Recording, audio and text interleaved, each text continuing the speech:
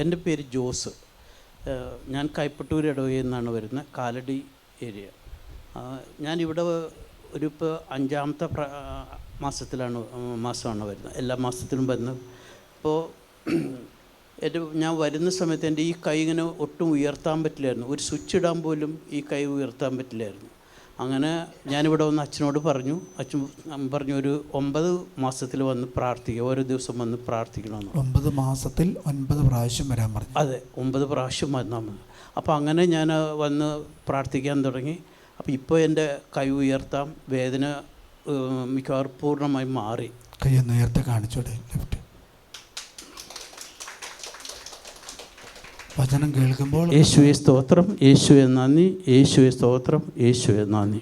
വചനം കേൾക്കുമ്പോൾ നമുക്ക് സൗഖ്യം. നമ്മൾ മലയാറ്റൂർക്ക് പോകുന്നതിൻ്റെ ഇടയ്ക്ക് കാലിൻ്റെ പോലീസ് സ്റ്റേഷൻ്റെ അടുത്തുള്ള കൈപ്പട്ടൂർ ഇടഭാഗമാണ്. കർത്താവ് കൈയുടെ വേദന കർത്താവ് സുഖപ്പെടുത്തി അനുഗ്രഹിച്ചു.